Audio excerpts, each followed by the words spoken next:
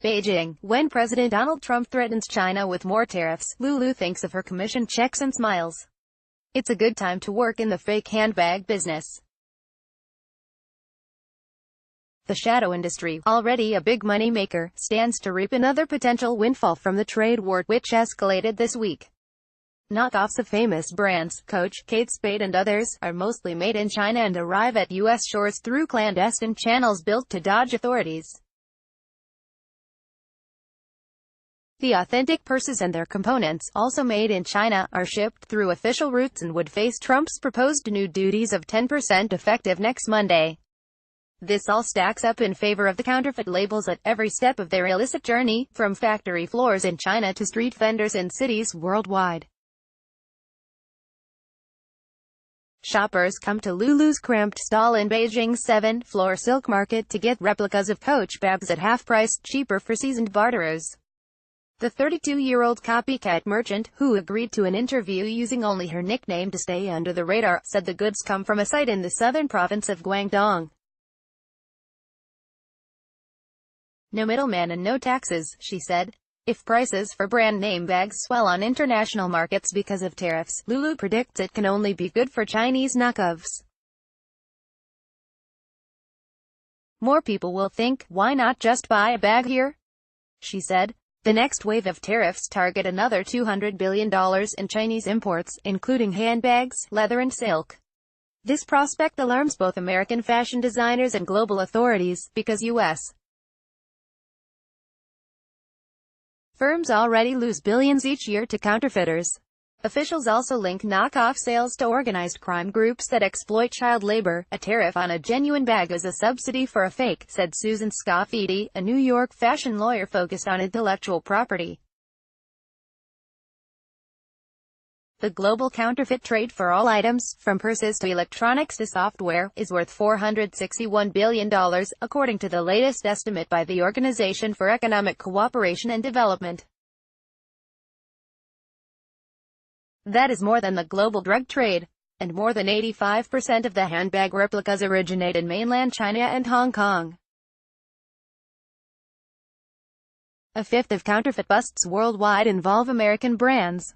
Middle-income shoppers are particularly vulnerable to cost increases, analysts warn, and could swing to the faux side for their splurges at a time when finding Chinese fakes on the internet has never been easier. Tags on Lulu's purses in Beijing say 1,280 yuan, or about $186. She gets a cut of the sales but would not say how much.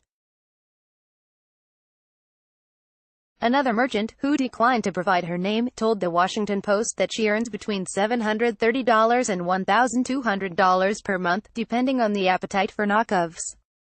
That's good money in a country where workers on average earn $8,250 annually, according to World Bank data. Most customers won't spend more than $150 on a knockoff purse, Lulu said.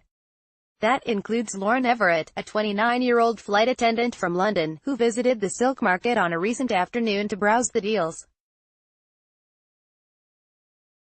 Normally, she wouldn't seek out fakes, but if someone there is hawking a near-identical copy of a French tote she likes, and it's cheaper than the $125 version in stores, you may as well, she said.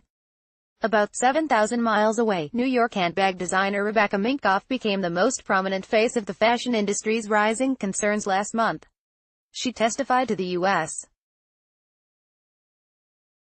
Trade representative in a written statement that Trump's tariffs would hurt her namesake brand, known for bags with crossbody straps that start at about $150. New duties on handbags, Minkoff wrote, will only ennoble the bad actors in the Chinese economy who pose a genuine threat to our business via bad faith registrations of our recognized trademarks. Research from economist Vincent Wenshang supports Minkoff's fear.